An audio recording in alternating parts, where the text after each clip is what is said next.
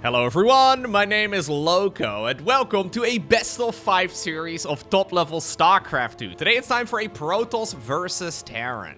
We're in the upper right hand corner of the Old Republic, playing right here with the red Protoss pieces. We're looking inside of the main base of ShoWTimE. His opponent in the bottom left, from South Korea, playing in blue with the Terrans. We are looking at ByuN. Now I decided to fast forward through the first minute or so of this game, expecting these two to do very normal build orders. And you know what? I was a little concerned. Maybe there's an SCV out on the map. Maybe ShoWTimE is going for a double gateway proxy. You never truly know, but no, it turns out that these two indeed do play very normal early games in Terran versus Protoss these days. I've been incredibly impressed with ShoWTimE. I mean, with ShoWTimE specifically, like, these days is not entirely accurate. He's been playing very macro-focused Protoss ever since, well, the very first day of the beta of Wings of Liberty, I'm pretty sure. But anyways, I've been very impressed by ShoWTimE lately. In those games I've watched him play, say for example, against Raynor. I mean, admittedly, in the series against Maru, he was having a tough time, I suppose, but in that series against Raynor, he really looked like an absolute beast. Maru may just be one step too far. In my mind, ByuN is not very far below Maru, but I guess he doesn't really have that aura that Maru tends to have. Everybody's always a little bit worried playing against someone like Maru. It's the same when you have to go up against the likes of Serral or maybe against the likes of Hero. ByuN, at the very least, he even though he's like a previous world champion of StarCraft 2 and he's one of the all-time greats, at the very least, ByuN is still usually perceived as a human and a mortal man. Whereas, yeah, maybe Maru isn't. Who knows? Stargate opener right here for ShoWTimE. Are we gonna go Oracle first, or are we gonna go Sentries? Or Sentries? Phoenixes, rather. I would love to see some Phoenix builds again. Maybe I'm just wondering if it's still even a viable strat altogether, because we haven't really seen anybody pull that off lately. It's gonna be an Oracle, though, for the time being. Nothing all too surprising. In the meantime, on the other side, we've got ourselves a quick command center on the low ground, but of course followed up with a good old factory, and then also a starport. And soon ByuN is going to be able to just send everything that he's got to watch the other side of the map. That really is the key with ByuN's early game.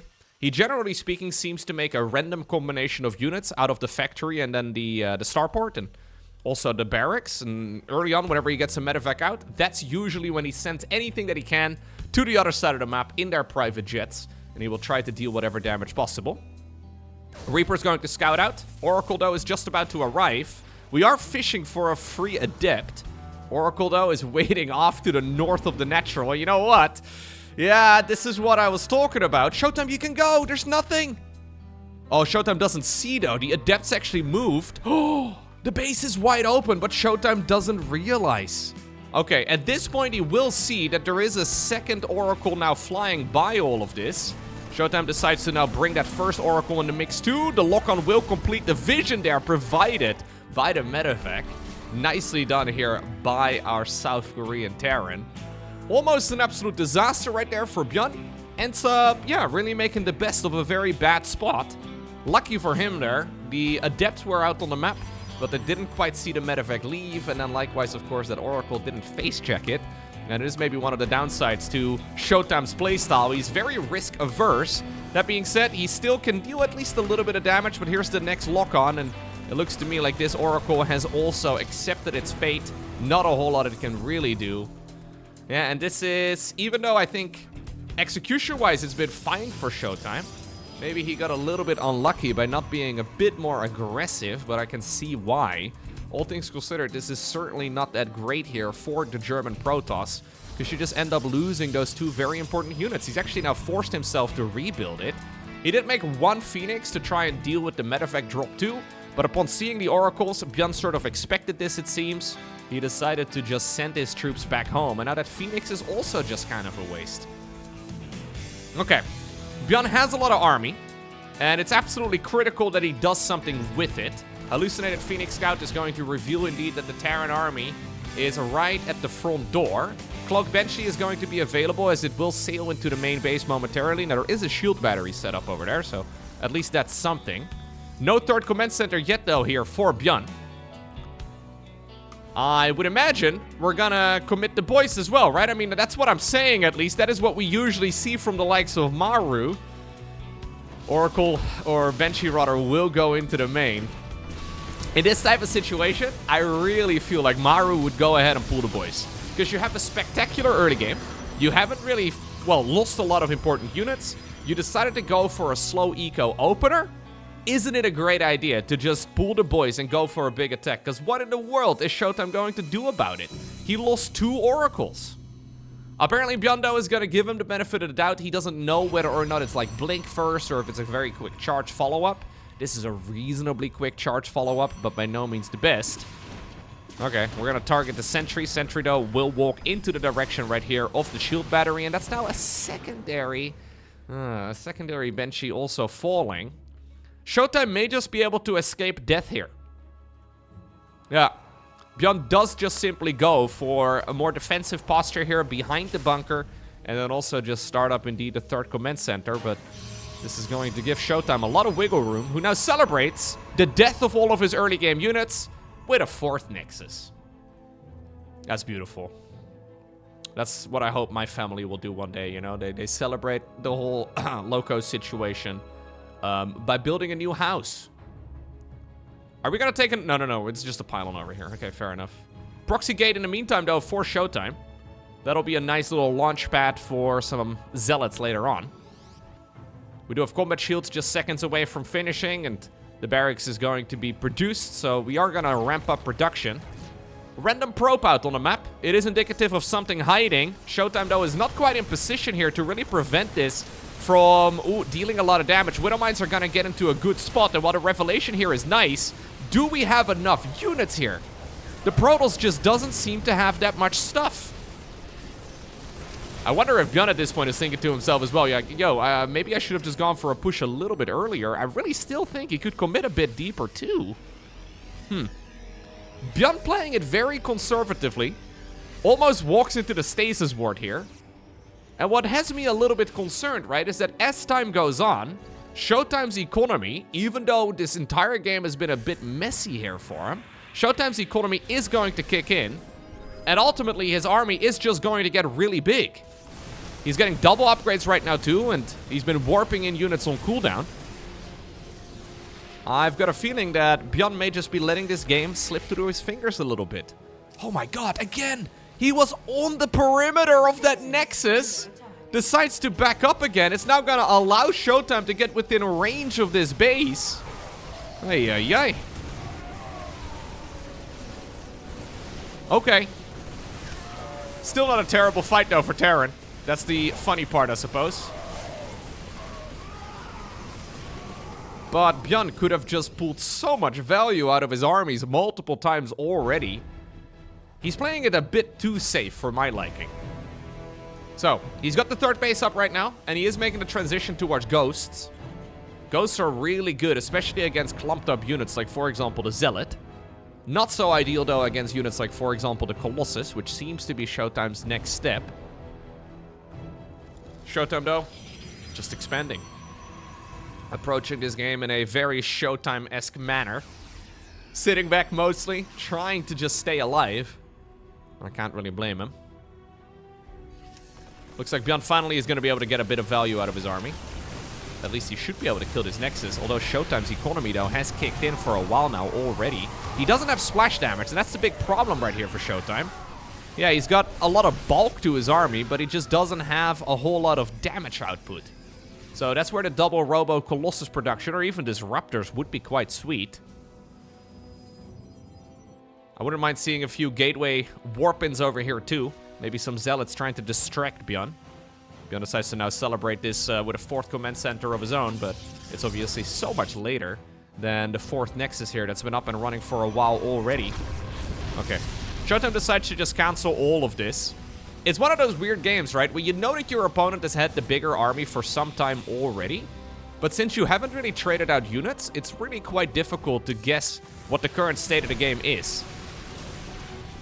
Yeah, until there's reliable splash damage, this Protoss army is going to be weaker, despite the fact that the supply is heavily in favor of Protoss. Some nice stutter step micro right here by ByuN. ByuN fires up the 2-2 upgrades too. Soon, though, we will have Colossi added into the mix, but no ranged upgrades for the set Colossus. So we should really be firing up the Extended thermal lens. There it is. +3 immediately, too.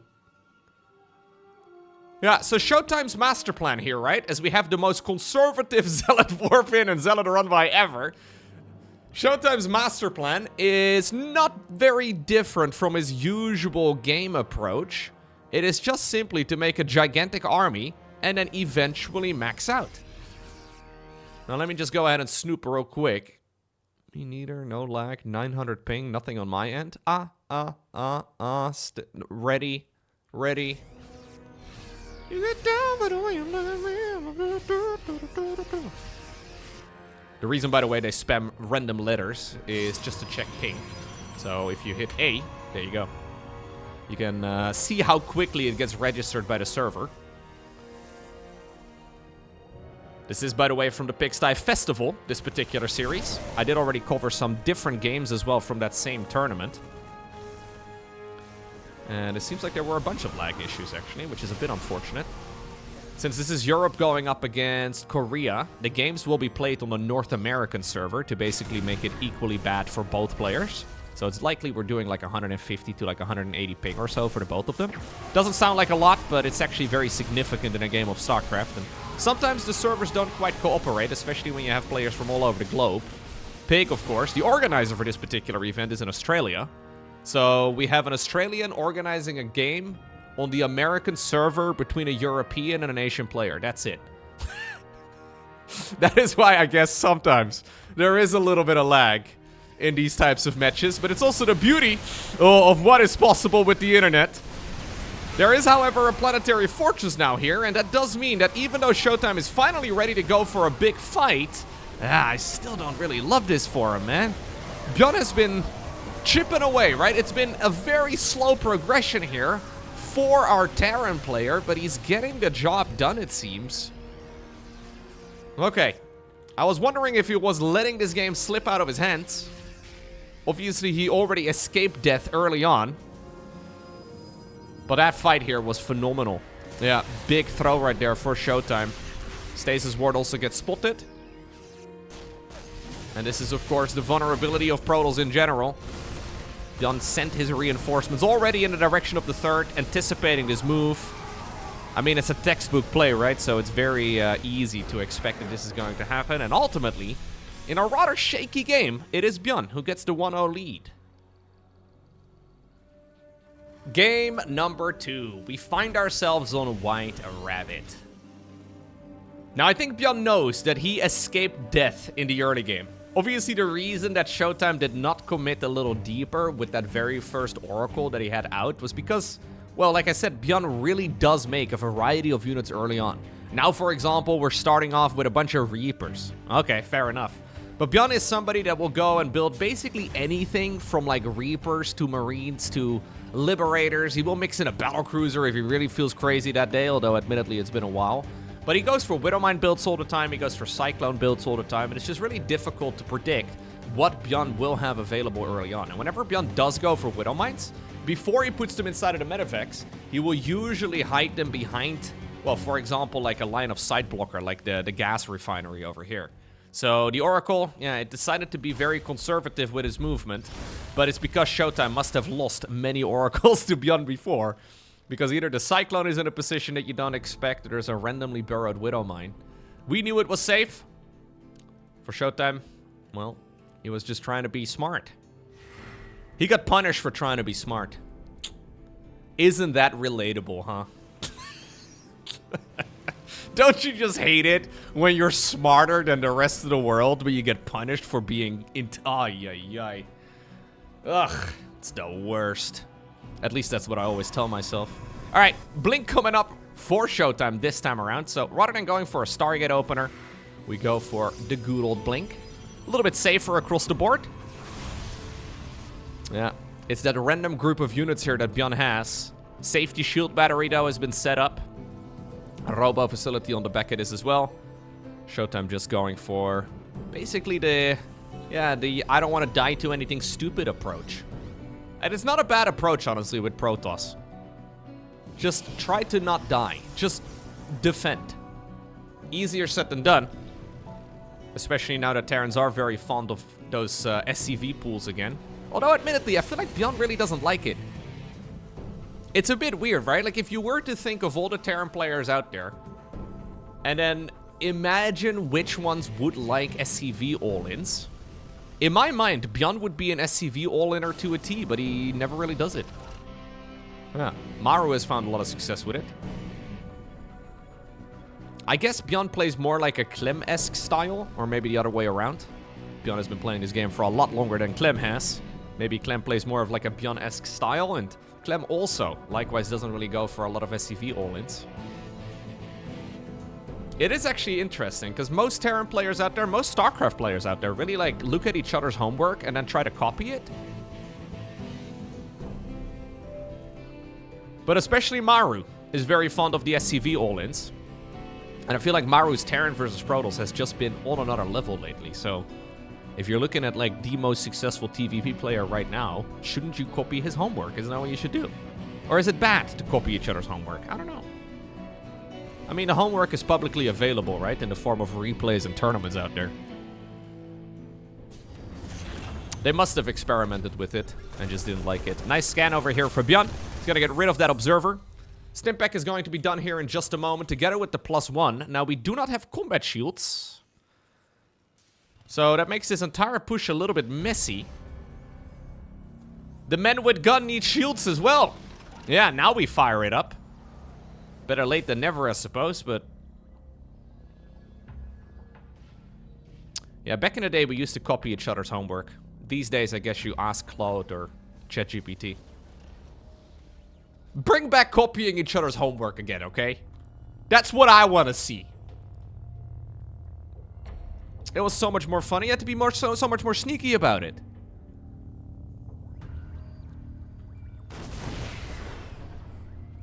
ShoWTimE showing off the blink right now, but still very conservative, of course.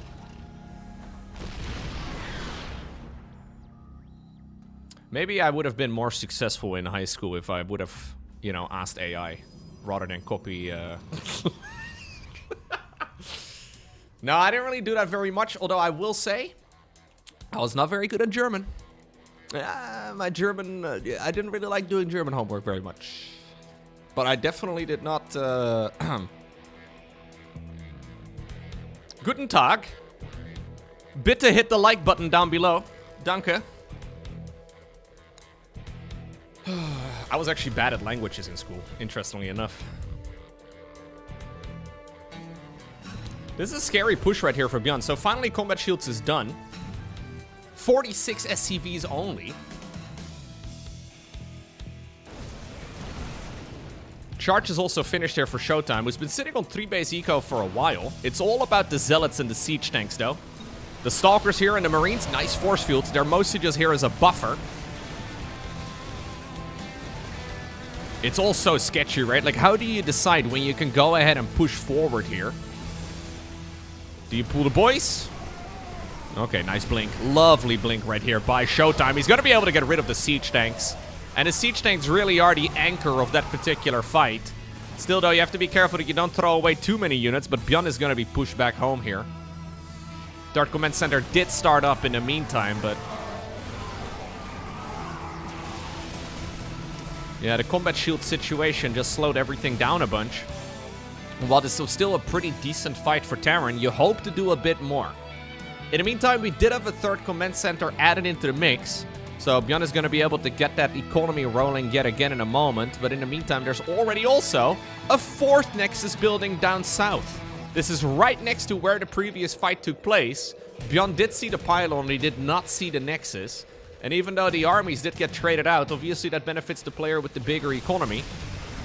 ShoWTimE, though, does need to be careful. He doesn't overextend. There's one Colossus available right now, but it does not have the ranged upgrade.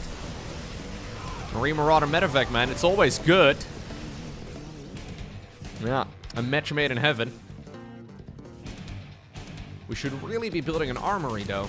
Ah, no armory yet. Dang, he's really committed to this, like, early game shenanigans. Second starport starts up before an armory. Kind of crazy in my mind. In the meantime, we have ShoWTimE committing to the double research. That'll make his army significantly better. Terran just benefits so much, though, from those engineering bay researches that, like, not prioritizing it whilst also building up a bigger ego is kind of crazy to me. Maybe ByuN just wants to hammer down this advantage, I guess, that he believes he's got. He's got some ghosts added into the mix. Colossus numbers, though, are growing. And it's so difficult to really beat a Protoss player when their eco is bigger than yours. I mean, obviously, right now, you have to take it with a grain of salt. Yeah, whatever those mules are mining, Terran's gonna get a nice boost. But on the whole, there are more workers here for Protoss. And there's obviously also still more of them coming out. Even a 5th Nexus now added into the mix. So yeah, we have never gone into an armory, never built up a 2nd NG bay.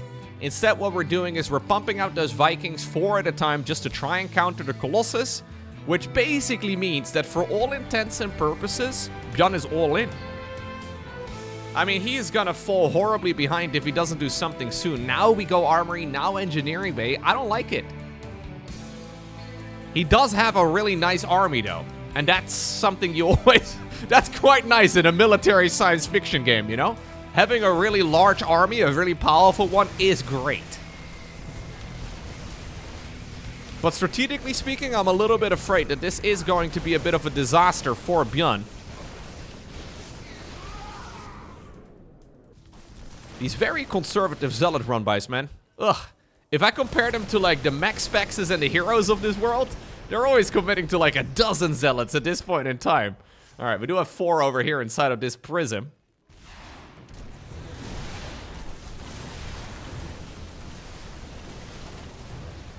Yeah. ShoWTimE always going for the perfect son-in-law approach. Very safe. Ooh, very guarded. Ready to pounce on mistakes from the opponent, like, for example, that. Enabled, by the way, because of those Zealot run-bys. Distracting ByuN there. Pulling his attention away from microing his main force.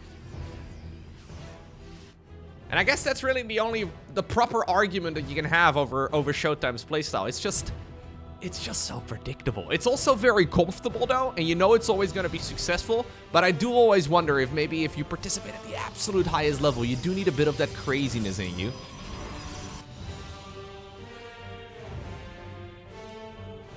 ShoWTimE, not really a risk taker in a lot of these games, necessarily. Maybe not, at least compared to the likes of, say, especially Hero. Again, even though he's built up a nice army, no reason for him to really attack. Instead, we're going to go 7 additional gates. That brings up the total to 15. Will we allow 15 gateways? Is that okay? Even numbers or prime numbers is what we... Oh, wait. Did he add another one? Oh, yeah, okay. We're going 16. Okay, 16 gateways. Acceptable. Thank you. Very, very acceptable.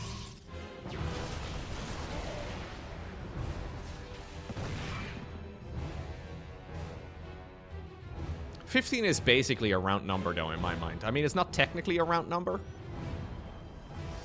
But multiples of 5 may be an addition to the rule. Really, we just do not accept 5 gateways. 5 gateways, we don't really... I don't know. Yeah, it's also fine. It's okay. 7 gateways? Yeah, it's okay. Yeah.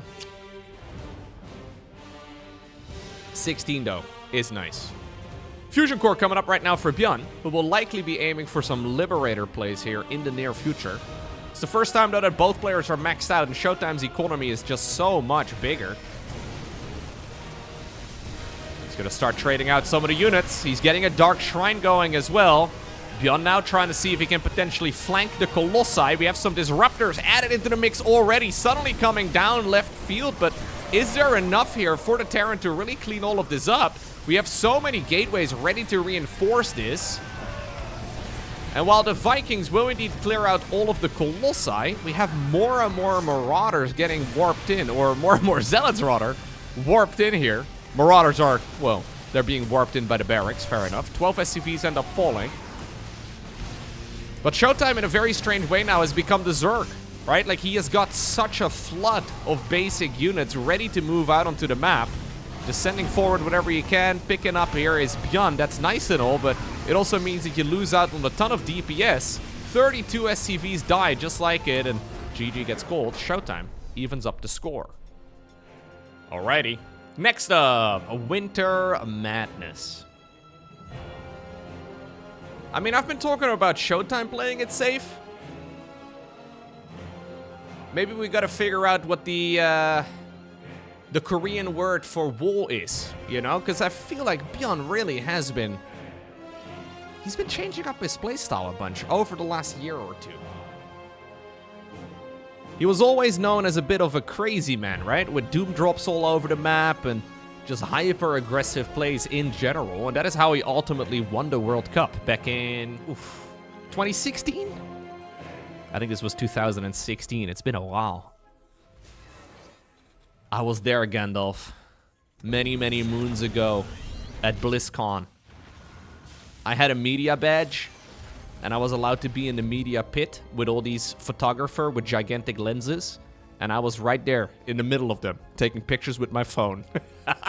when ByuN won the World Cup. They didn't really like me being there, man. They tried pushing me around. Dude, these photographers in the media pen at BlizzCon, they were aggressive. They were trying to shove me around, like shoulder me around. They didn't like me being there with my phone. Anyways, I didn't let myself get pushed around for what it's worth. Pretty sure my photos got more likes on Instagram than theirs. So, hey. Anyways.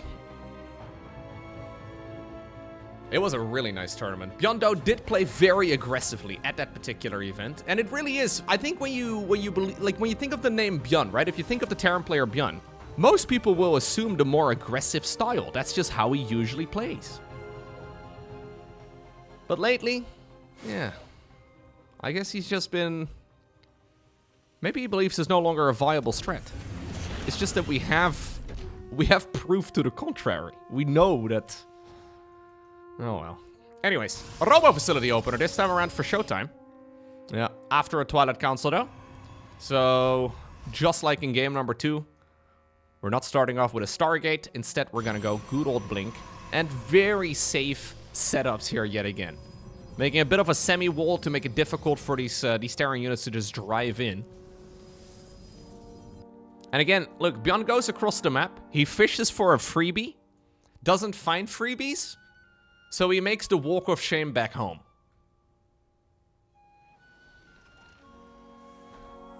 It's again going to be a Banshee follow-up, although this time around not Cloak. We have another barracks over here too.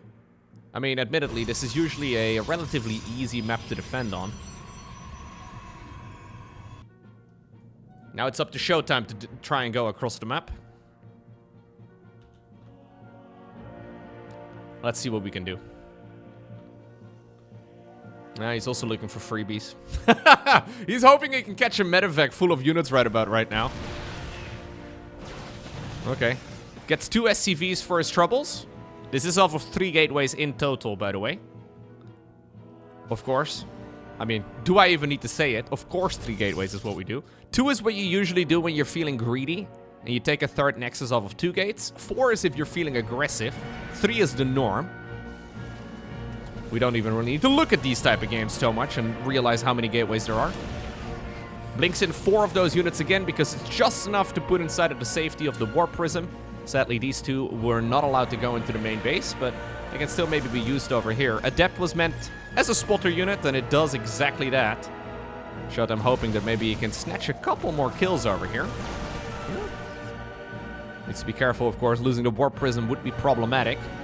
He really wants to get that Cyclone because of it. And that'll be the end of the Cyclone. So, yeah. 1 Stalker also dies. In the meantime, though, that Banshee, it did manage to get in. Observers are set up, but no Cloak is researched here. 3rd Nexus is now up and running. And ByuN needs to start doing something here soon. Because if you just let the Protoss players sit, they are going to build up a much bigger economy. And at some point, you are going to get zerged. So instead he decides to just go and build up a 3rd command center yet again. But if you want to play... if you want to play a 3rd command center, we could be planting it down reasonably early, right? Like, this is a lot of unit production to then be... I guess my issue with it is this, like, middle-of-the-road approach, where we are both kind of safe, but we're also playing some quick upgrades, and we're also doing a little bit of economy. I don't know. With a bit of a human centipede of siege tanks there for just a moment. You see that? That's crazy. Anyways. Sorry, I didn't mean to say that. Yet again, we have an observer up in the sky. ShoWTimE, he sees the extremely conservative movement. And ByuN decides to go home.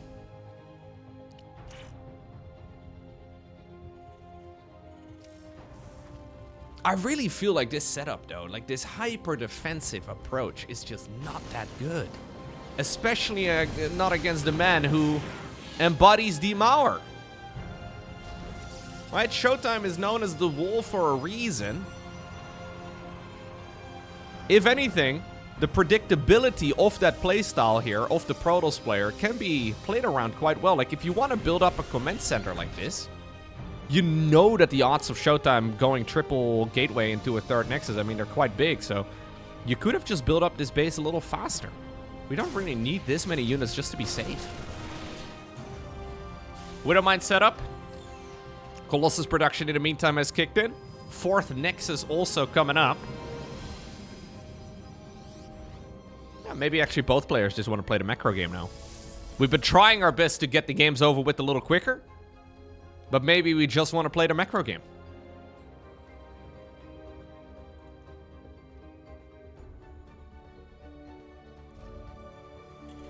Engineering base are going to be researching here in just a moment. ByuN not yet firing up the +1 armor for the units here. We should really see that research kick in. If we want to play the late game, that's what we should be focusing on. It is absolutely pivotal to get those upgrades going early. It takes a long time if you don't start them up. ByuN has the resources for it. We're once more going into the second starport here nice and quickly. Because it's a Colossus build here from Protoss yet again. He decides to go into the double Viking production here soon. And then, of course, also the Ghost Academy. Now with the third base up and running, we can start affording those types of units. Fifth Nexus, though, is going to be fired up here for ShoWTimE already. And we're effectively getting carbon copies of the previous game. Different skirmishes, different maps. But across the board, all very reminiscent. We all know how that previous game ended. ShoWTimE will be more than happy to play against this sort of thing. We've got a War Prism set up again. Wouldn't be surprised to have a proxy pylon as well out on the map in a moment. I mean, he's already got one over here on the right, but this is more or less just a spotter unit to see any medevacs that might be flying by here.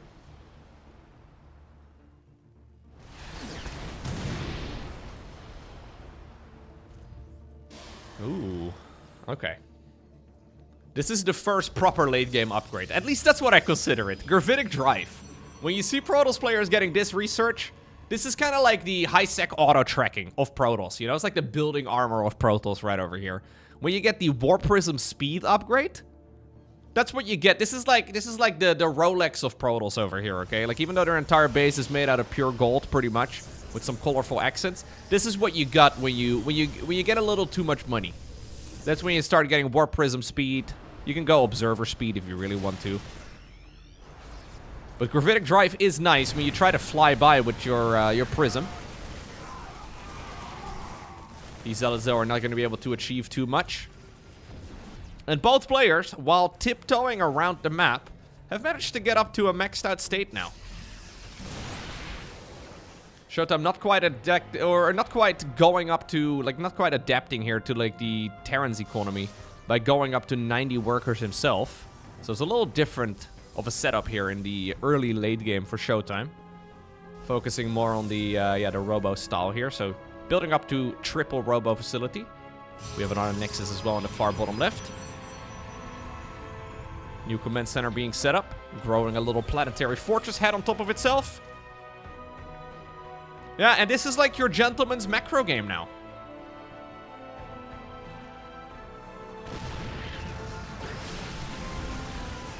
Like, we hit each other a little bit.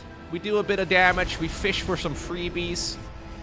Be it with a Disruptor or be it with a Banshee earlier on. But across the board, these armies are going to have to clash at some point. New command center added into the mix right here as well for ByuN. Going Fusion Core right now, so he can get the ranged upgrade for Liberators and the Medevac energy regen. We're gonna go into the Gravitic Boosters upgrade too, so that's the Observer Speed upgrade. And then soon, we'll probably be getting even the Blinky Boy upgrade as well for the Dark Templar, because Amon knows we've got the resources for it. ShoWTimE up to 4,000 minerals already. If he was a Terran player, he'd be building 10 command centers right now. Okay, so here's ByuN's game plan, right? ByuN is effectively trying to tiptoe around each other, right? Around the opponent. He's just trying to get some value here and there, maybe sneaking out with a medevac. But across the board, big picture here for ByuN is to take half of the map. If he can take half of the map, he'll be a happy Terran. Now, realistically speaking, that's difficult to achieve because ShoWTimE is very nimble. Nice concave setup right here for ByuN. But Terran here will try to just build up a whole lot of command centers. You can go up to like a dozen orbital commands if you're really feeling aggressive. At which point you can effectively disable the Fog of War. You can scan everywhere you like. You can start getting rid of some of your SCVs and then replace them with additional army supply. ShoWTimE is now taking his half of the map minus one base. So this base, or this one I guess up here, that's now, yeah, ShoWTimE taking 50% of the total map's mineral fields. Now, obviously, mining out those mineral fields takes a while. At this point, he doesn't have the probes available, the probe count available, to really send those, outer bases down early. So that's why ByuN commits to a little push here. He'll probably poke in, kill the base, go home. Yeah, and this is the most conservative thing you can do.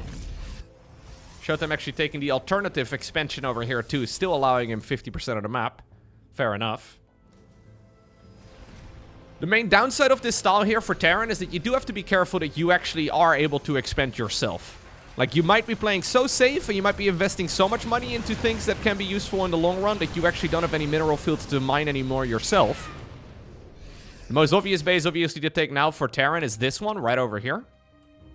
Any base from that position, though, is quite far out. It's a very map-dependent style, I suppose. Okay, Stargate coming up here for ShoWTimE. I was just going to bring that up. He has been adding on additional gases. Yeah, now up to 7 assimilators. You really have two choices in order to combat this as a Protoss. Either you go into this mass gateway approach and you basically try to, like, kind of like Zerg players do with Banelings against planetaries, you know? You do the same thing, but then with Stalkers and Zealots against those outer bases whenever Terran does get one going. Or, alternative play, SkyToss. Playing both is tough, but ShoWTimE has so much money right now that we may very well see something like it. He is going to try and slow down this base, and maybe he's going to be able to deny it. Planetary Fortress, though, is coming up, and the Disruptor there almost blows up Protoss army itself. Liberators now set up with their anti-ground circles. They're a little difficult to see on Winter Madness, but they are making it very difficult for ShoWTimE to contest this. And I think indeed going Fleet Beacon here, 2 additional Stargates, going into Psionic Storm, all of it makes a ton of sense. But this is going to really alleviate a lot of pressure on the Terran player. Like, ByuN is probably going to be thinking right now as well, like, why is he not more committed to me getting these bases, right? Like, why is he not trying to deny it a little bit harder? What is he trying to hide? I love this little hit squad, though, here for ByuN. Gonna take one of the bases out. There is still that base left of this one, too. The entire Protoss army is being dragged in this direction. Okay, we'll find out about the base now. Not a huge set of losses, though, here for ShoWTimE just yet, because, like I said, he doesn't have the mineral fields or the minerals to really mine any of those mineral fields. I mean, he would need, like, 120 probes. Ooh. Nice snipes over here on those medevacs. In the meantime, just like the Zealots and the Stalkers, right? And like the Banelings and the Zerglings would do, he's trying to just throw stuff at the Planetary Fortress. In the meantime, all of the static defense, though, on the right will get killed. Mass Repair is going to keep this this command center alive for a little bit longer. Zealots still try to strike wherever they can. But really, now the lost supply is being replaced by bigger and better units. Likewise, on the other side of the map, we're now going up to triple starport production. As of course, the best counter to SkyToss is Sky Terran. So the battle on the ground may very quickly turn into a battle of the skies instead. Always good to watch. But look at the resource counts right now, right? So this is what ShoWTimE wants. ShoWTimE may not be able to take very efficient fights. If we look at the resources lost, it's kind of like Terran versus Zerg, right? He's been Zerging his opponent, but he's also getting way more income. So if that happens to be the case, yeah, maybe just keeping this Terran economy as small as possible while having some reasonable trade-outs yourself. Killing some of his own units now, fair enough. It's not a bad play. Liberator here in the upper right just tries to get some kills. Now, as of the latest patch, Liberators no longer get vision of their own anti-Liberator circle there, their anti-ground attack. So you kind of need to bring either a scan or need to move the Liberator in a more exposed position, or maybe you bring a medevac or something with the unit just to provide the vision. Either way, I think ShoWTimE can be quite pleased with the current spot. Tempest should really be moving it over towards the upper right. Zealot run by over here.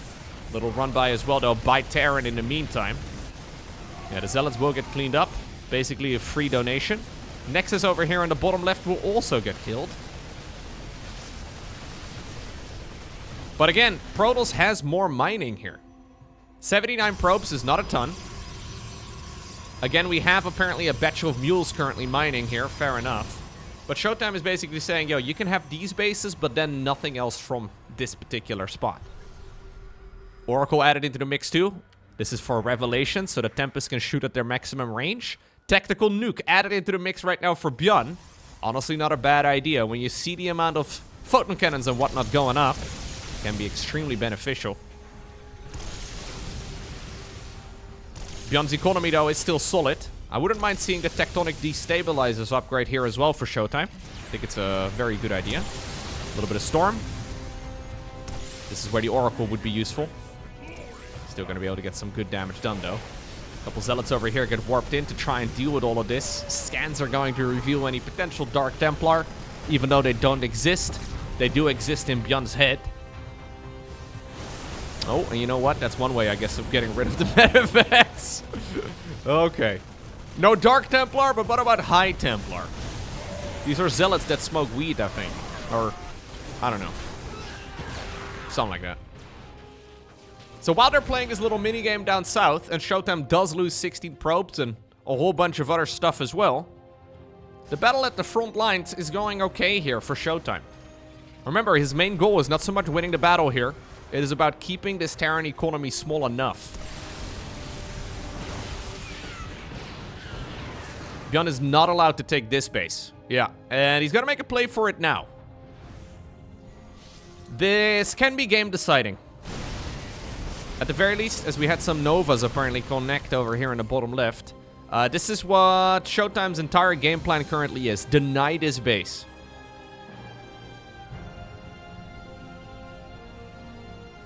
Well, well, well. What do we do now? Where do we go from here, ByuN? Yep, both players now getting in position. Great revelation here by ShoWTimE. Nice blink away. I wouldn't mind seeing him retake the base in the far bottom left too, just as like a safety precaution. ByuN apparently also anticipating that exact same move. So far though, Command Center has to retreat. You know what I wouldn't even mind seeing? A bunch of static defense over here on the high ground. It feels a little odd maybe, but just setting up that position here for Protoss, knowing very well that Terran needs this base, I don't think it'd be a bad play. I guess nukes are very easy, right? You can get rid of it pretty easily. Yeah, so they're playing this tug of war, this like cat and mouse game. With the Liberators and the rest of the units and the little hit squads, but the real game is being decided up north. This is pro gamers having too much APM. If they were handicapped at 200 APM somehow and they weren't allowed to go any bigger than this, they would not be bothering with these little minigames. Although I will say, ByuN is playing the minigame way better, and he's gonna go for actually a full frontal attack right now. This little skirmish up north is not going ByuN's way at all, but the fights down south seem to be going a little bit better.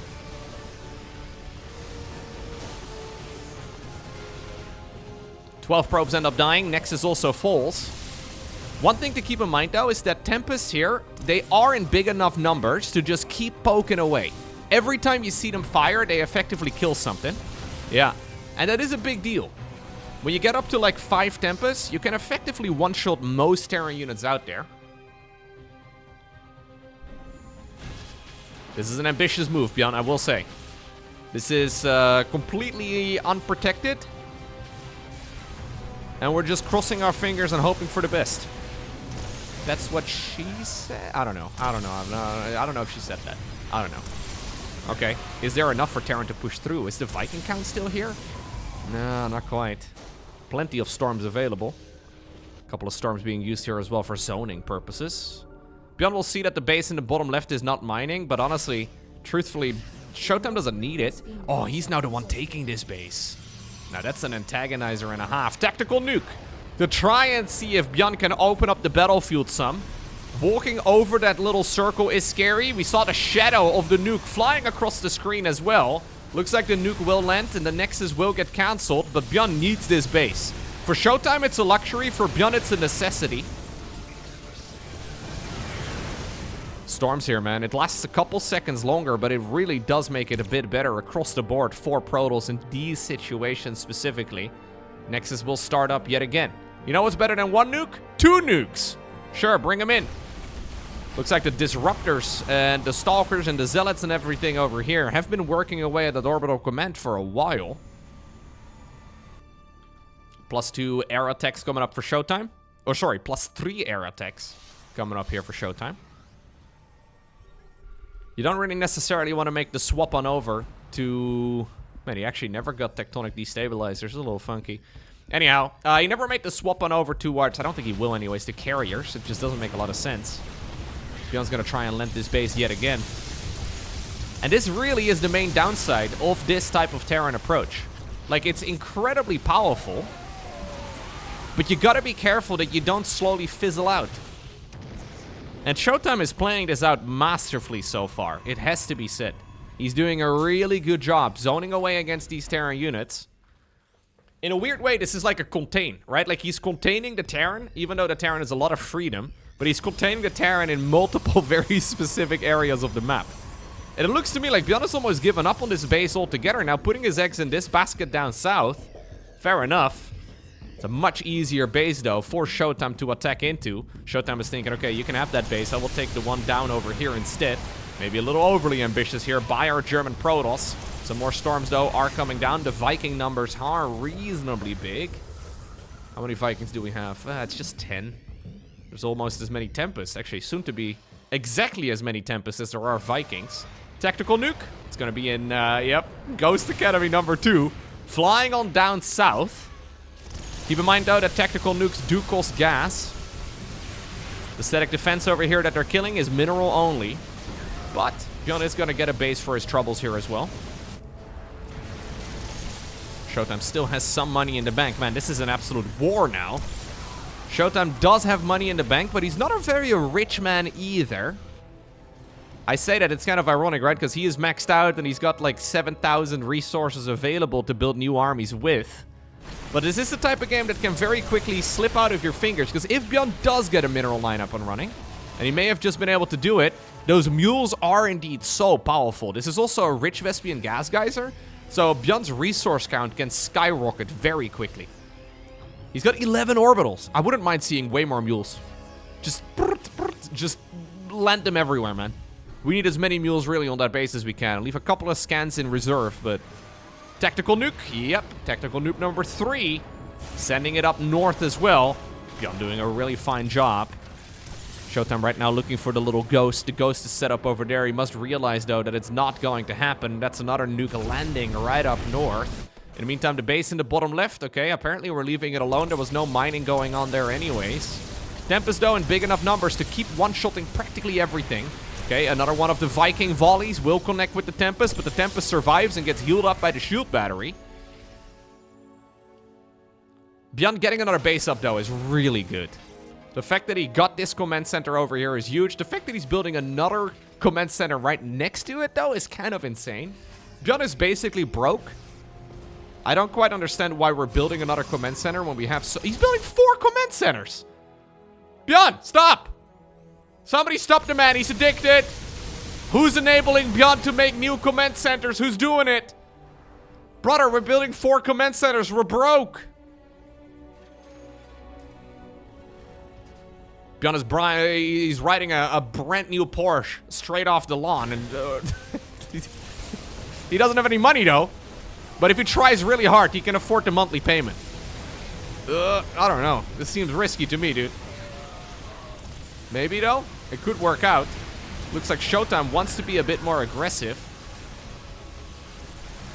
So many gateway units still available, and I guess with this much money, ShoWTimE can actually replenish all of it pretty quick. Planetary Fortress does live for now. The storms are pretty good. ByuN doesn't have any money, though, to keep this skirmish going. And I think ShoWTimE is reading this correctly. I don't know if he has a glimpse of the new CC starting up. It has not been within his vision. But if he did, this is the correct play. He knows that ByuN is going to be mostly flat broke for the next minute or two. After that point, the amount of investment here that ByuN is making will indeed be a good return. Ghost Academy number 2 has got another tactical nuke ready to go, and it looks like finally ByuN is going to be able to break open this high ground. ShoWTimE may have just over-pushed it. Another tactical nuke is going to land, and this is off of 17 Tempest kills, 16 High Templar have died, many Archons also found their grave, and ByuN has this new base up and running in the far bottom left, and look at the mules. This is money right here for ByuN. Let's have a look at the income. There we go. Oh, I actually expected it to go even further up than that. I guess ShoWTimE still has 60 probes mining. ShoWTimE right now, though, has decided, okay, we are going to do something about this new economy in the bottom left. The nouveau rich of the Terran. ShoWTimE is not a fan, but you know what? It does not matter if he's a fan. The Marauder flank here is pretty much perfect. Still, though, ShoWTimE has a lot of money available. The Vikings are being stutter-stepped backwards to try and take down the Colossi, but some of the Colossi will survive. 3 of them are also just about to pop out of the Robo facilities. ShoWTimE has actually still that Nexus up in the upper section of the map. A little bit of a surprise here. Can't believe he managed to somehow keep that one around. Okay. So now suddenly the tables have turned.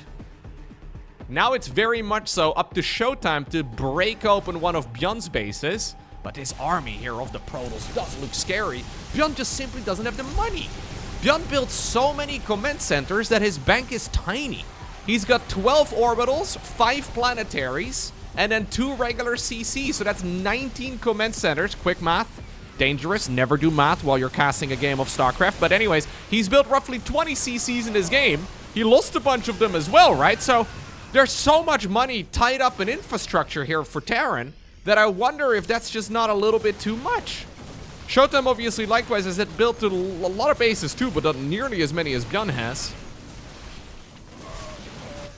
The dancing over here will continue. It looks like ShoWTimE is not afraid anymore of those Liberator circles. If he is, at the very least, he decides to just face his fears. Mass repairs going on 2 different planetaries as ByuN is desperately trying to keep both of them around. One of the orbital commands will die. New reinforcements, though, are still being warped in by ShoWTimE. ShoWTimE has been living off of his bank for a while already, and at this point, he's flat broke. He still has a bit of cash coming in, but his mineral fields are drying up. Has ByuN just managed to do the impossible? Really lovely late game here. The dancing, though, between these long-range Protoss units and the short-range Terran is kind of tough.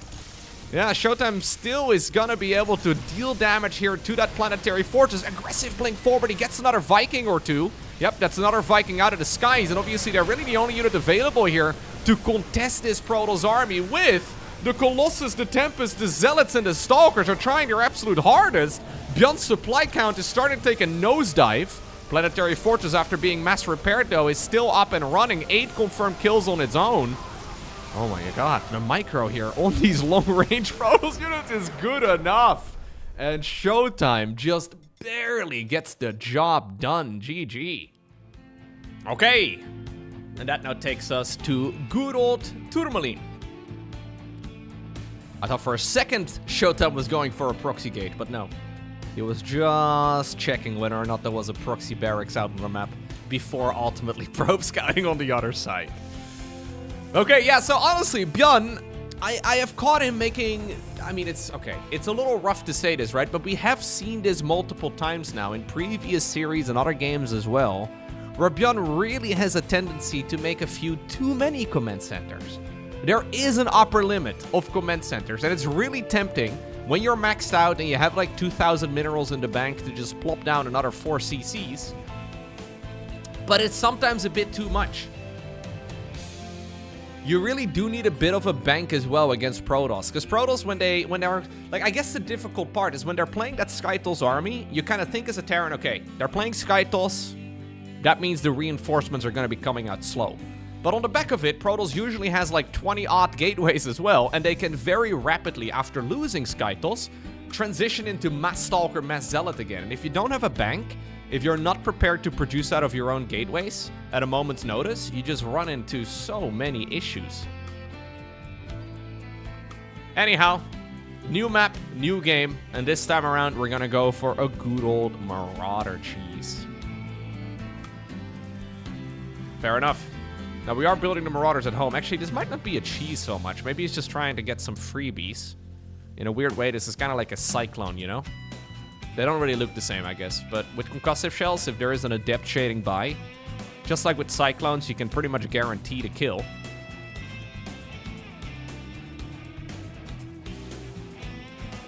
Yeah, ShoWTimE not getting tectonic destabilizers in that previous game. It doesn't make any sense. Like, it doubles the damage that Tempest deal to structures. It's kind of a no-brainer. Hello, doggo. How are you doing, dude? Okay, bye now. Yeah, a bit odd. I guess it was just an oversight. Now, lucky for him, it's not a super critical upgrade. But visually, it's very clear, because the color of the Tempest shot changes. Maybe he's determined it's not worth it. Okay. The Shade of the Adept will indeed confirm the advancement here of the Marauders. Dark Shrine, by the way, coming up here for ShoWTimE. He's doing a cheeky little proxy as well in the upper left. This is, of course, the game for all the marbles. And you know what? Yeah, those Marauders, they're not going to achieve too much. GG. Okay, well, not GG. That's a little much, but this has been a costly opener for ByuN, and not one that has really paid off. This, by the way, is an elimination match for the tournament. So this was played during the group stage of the Pigsty Festival.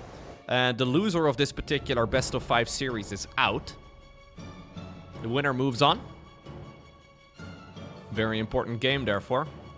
And committing it all to a Dark Templar push is a little risky. Now, this is, for what it's worth, the safest type of Dark Templar opener, I suppose. Like, this is as crazy as ShoWTimE is willing to go, okay? This is, we can't really ask for much more. But here we go. Okay, never mind. Are we waiting for the second one to show up? I mean, there's already a detection available right here. Okay. All right. Yeah, no, yeah, okay. Now, you know, if we're gonna commit, we gotta commit, man. This, like, this half measure rarely does anything. I mean, he's seen the detection, right? He's seen the missile turret. Maybe hoping that, indeed, the, well, image that he's got is gonna prevent ByuN from making a detection here. Instead, though, what we're doing is we are sort of doubling down. Now, so far, the Dark Templar haven't done anything, but we are going to go into the good old Dark Shrine. And now also researching Shadow Strike. That's the Blink research for the Dark Templar.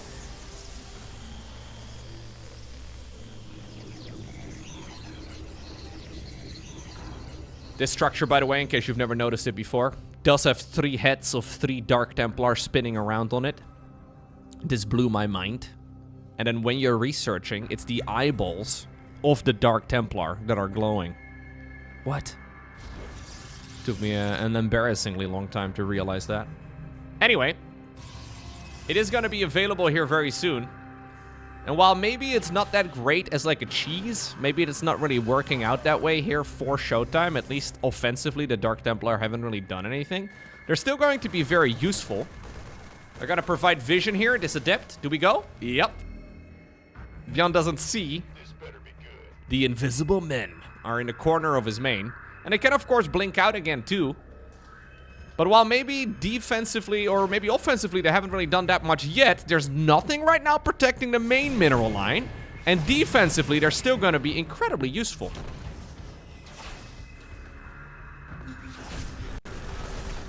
Blink. Oh, I could have blinked. I guess he maybe didn't want to reveal the surprise. In the meantime, ooh, somehow, some way, these two armies have passed each other by in the middle of the map. 6 SCVs is good. Far bottom right as well. Look at ShoWTimE. Okay. ShoWTimE bypassing the opponent's army in the middle of the map. Okay, is he gonna get punished though? Because he has a bit of a plan, and the plan is very nimble. It's kind of crazy, but what about when ByuN comes out and punches you in the face? Marine Marauder Medevac, baby, just deals a ton of damage. We also saw the Stalkers though, killing an orbital command, it seems. ByuN losing his old natural, and this game has just become crazy. Wait a second. The proxy base in the bottom right may actually turn out to be so important. Both players are losing pretty much all of their economy. Dark Shrine, by the way, is going to get targeted down in a base racy type of scenario. It's absolutely critical to get rid of that ASAP. Did we not continue pushing here with the Stalkers? That's a bit surprising to me. But I guess as long as Terran is on just one base, ShoWTimE is quite happy with it. He's got some Dark Templar available, right? And with only one base, how many scans can Terran really get? Well, it's about 1 scan a minute. Dark Templar, though, still just deal a lot of damage, too. We can blink behind this army and even kill it all, but I guess the Stalkers have come home. And while there is still a lot of supply available here for ByuN, the supply is caught up mostly in SCVs and some army units that are split up around the map. Proxy base is so sweet right now. Okay. ByuN has smashed his piggy bank, starts up a new command center. It's gonna take, give or take, in his mind, about 7.5 years to finish up. You're basically sitting here and twiddling your thumbs as a Terran player, hoping you can do something, because what in the world are you gonna do? Yeah, you need to build a Raven, or you need to have scans available in order to go out on the map. ByuN basically now has to sit here and do nothing for a little bit, but he also knows that this is scary. He has seen the third base of ShoWTimE. He has not seen the proxy base of ShoWTimE. And admittedly, the proxy nexus in the far bottom right is incredibly out of character. This over here is ShoWTimE's lifeline. And ByuN doesn't know about it. ByuN may assume that he's got a much better eco when the natural expansion ultimately is redone. That he's going to be in for a nasty surprise. Raven. Ooh. It is, of course, a mobile detector. ShoWTimE really does not want to drag these Terran units out in this direction. He has never checked, though, the 12 or the 6 o'clock position, rather. He does not know about it. New Zealot getting warped in all the way up north. I wonder if ByuN believes that there is a 4th base out there somewhere. ShoWTimE definitely is trying to keep him at home. Careful, though. Careful, though, ShoWTimE. You gotta lean into your eco as well in these type of games. Dark Templar have snuck around the side, but these are expensive units. Oh, what? Okay. They were within a range right there of the missile turret detection as well. Okay. ByuN finally finishes up his command center. Now, the weird thing is that worker-wise, ByuN has had a really nice advantage for a bit there. Now, finally, ShoWTimE is caught up again, but it's all mining. Like, we have 39 SCVs mining 4 mineral fields. Yeah, he decides to transfer the excess amount from the main base and go down to the low ground. It'll be okay here for maybe another 5 minutes, so at least he's gonna get some money here. But this now has become a very difficult game for Terran to play, because what do you even do? Do you commit to an all-in? Do you send a medevac group around the map? Oh, he's gonna find! ByuN finds the proxy base! Okay, the star senses were tingling. He realizes that ShoWTimE is playing something that is a little bit too fishy. He realizes now that there is indeed a proxy expansion out on the map, and that is a massive deal. It also does mean, though, that there's a lot of Protoss units available for the Protoss to now push with. ByuN has a bunch of medevacs sent out onto the map. The probes will die, so will that Nexus. But what about the main base here of ByuN? Will ByuN lose the orbital command on the low ground a second time around? He cannot afford it. Probes are gonna evacuate and go on over towards that third command, or that third Nexus, rather. Orbital command is getting hit. We need to repair that bad boy. We cannot afford losing it. Okay, it will stay alive for now. So many Zealots, though, available. ShoWTimE decides to back off and chill. I would imagine with the next 400 minerals, we'll probably see Protoss rebuilding the base. It's a disaster. Hey, we need to repair this, ByuN. ByuN.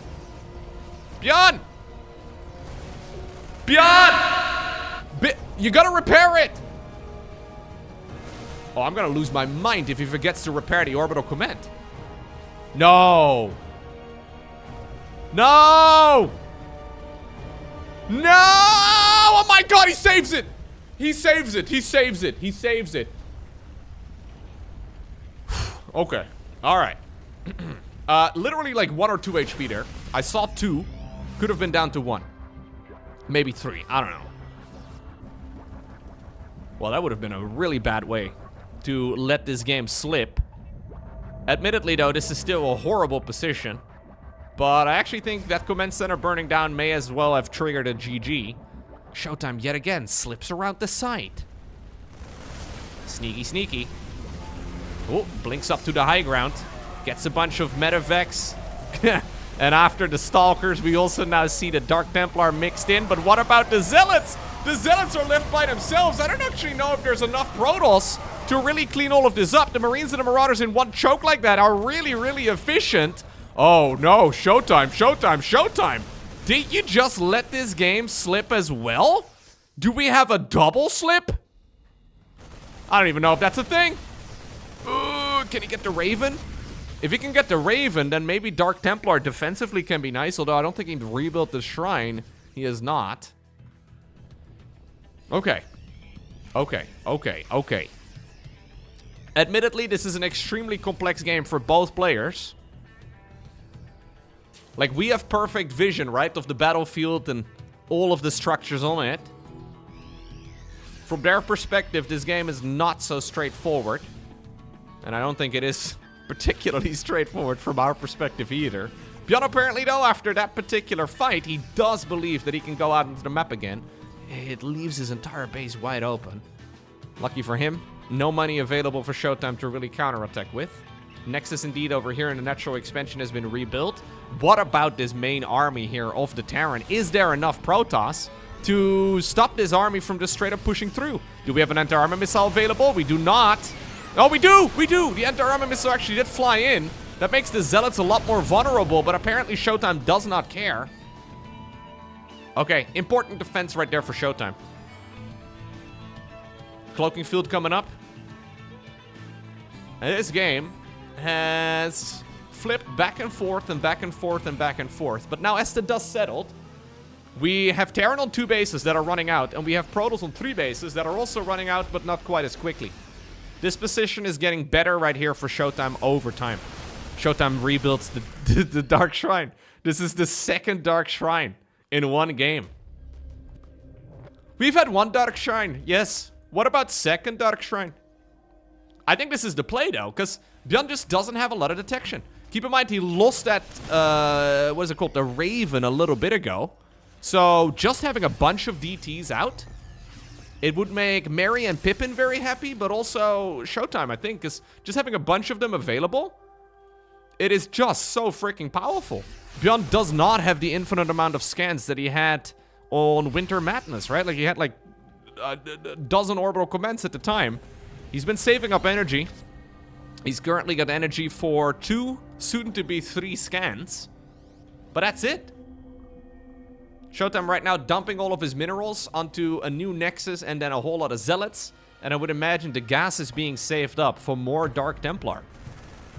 Oh no. Banshees are not cheap, man. Blink. Okay, cloak gets activated.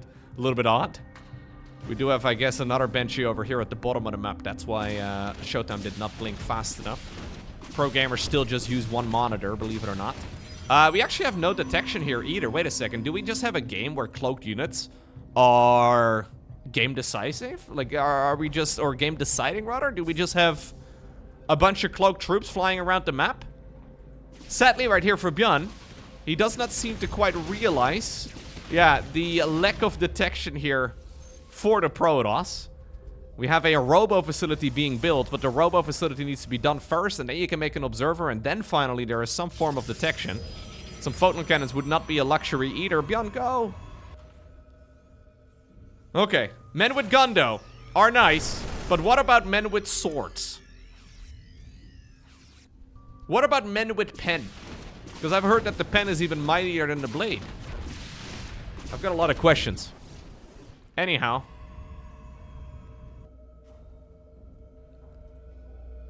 Maybe that's a unit for StarCraft 3. Who knows? Surely that'll be coming out soon, right? I mean, if StarCraft 1 released in 1998 and StarCraft 2 in 2010, that means that StarCraft 3 is coming out in 2022. So it must be soon. ShoWTimE has got 4 bases, though.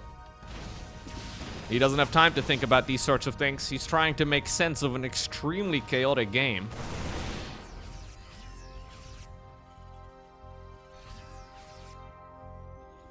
ByuN, stuck on 2 bases. Stuck on 2 bases, 17 minutes into the game. He may have been able to save the orbital command, which proved to be absolutely crucial, but how much more can he really withstand? Like, what can he really do with this? Do we go for 1 attack for all the marbles? Is that the ultimate goal? Do we now finally pull the boys? I mean, it's always an option. What about this, though? This does not look like a terrible fight for ShoWTimE, who suddenly appears out of nowhere. Okay, the force fields are decent. The stalkers are disjointed, though, I will say. And what looked like a reasonable engagement initially there for ShoWTimE may turn out to be an absolute disaster. Stalkers now finally join in. They do manage to kill that Banshee. Fair enough. Couple of stalkers here misrallied. I think this is both players really feeling the pressure of this particular game. They know how important it is for their tournament lives. And you can see starting, some of the mistakes are starting to creep in. Couple Widow Mines being sent forward. Looks like some reinforcing Terran units have been all armied forward as well, and that's -2 medevacs. Really big deal. Like a half dozen Marines also died. Terran armies marching back home. All army hotkeys stim back. The old main base is flying on over down to the low ground. Siege tank over here is going to fall too. Careful though, ShoWTimE. You don't want to be stuck inside of the Terran's natural expansion again. Some units have been left behind, ready to kill any probes, but there are no probes over at this base. There is a 5th Nexus coming up. ShoWTimE already repositioning some of those units. The recall will be utilized to try and keep this base up and running. Set up to try and deal with the medevac. Okay. Now, in the previous game, ByuN, he built an empire, right? He was building cities, he was having outposts. In this particular match, though, he has returned to being a nomadic species. Just flying his command centers around, trying his absolute best to deal with what he's got. I'm still not really liking this position for him, though. Yeah, even though I think the follow-up here has been rather messy from ShoWTimE. I think ShoWTimE probably is a bit tunnel visioned in this particular game. I think he's doing it good enough. This fight may be what he's looking for. Okay, he decides to just play it safe. Yeah, fair enough. Medevac drop in the main base. No reason to get too distracted. Here's the rest of the Terran army, though, moving through. And you know what? The Marines are really powerful. I think ShoWTimE may have forgotten about the fact that he has Dark Templar. A bunch of Dark Templar here would be really sweet. We just have 2 base orbital, right? Like, there's just not that much detection here for ByuN at all. ByuN decides to stim again, which is kind of crazy because his units are like half HP. He does have a bunch of medevacs up in the air. They're desperately trying to stutter heal whatever they can.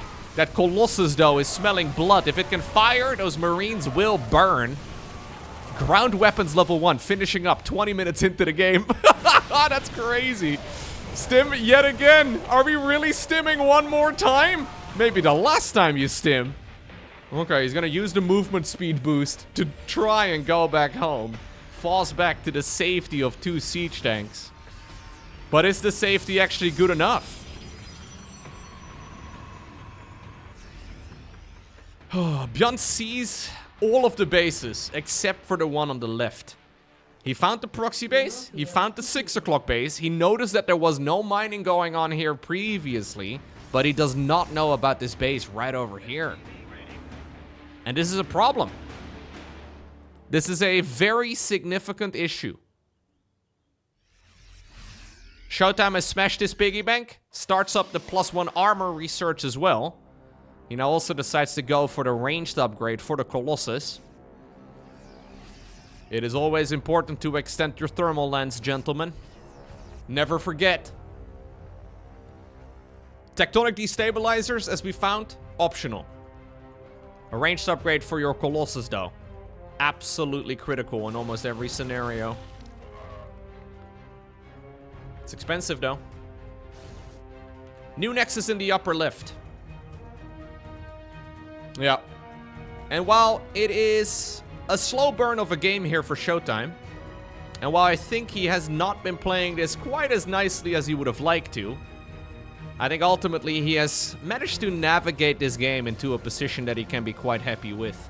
We are now one fight away, and I think he's got the bigger army, but I think we're one fight away from this being a Protoss win. Now, it comes down to that fight, though. We've already seen a bunch of engagements where the Zealots were effectively fed.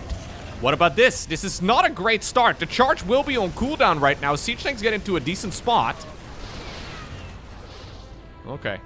Look at the overlapping force fields, man. It's a mess. You can tell here that ShoWTimE is feeling the heat. But 77 probes versus 26 SCVs. I know I said you should never do math while casting StarCraft, but I do believe, even though I can't count it on my fingers and toes, that 77 is a bigger number than 26. I am willing to be that brave. And it's going to result in a significantly bigger eco. Yeah, this right here is ShoWTimE pulling the trigger. And I think it is the only thing that ByuN can really do. He's going to sit here and he decides to type GG. As ShoWTimE eliminates a previous world champion of StarCraft 2 out of the tournament and moves on to the playoffs. GG.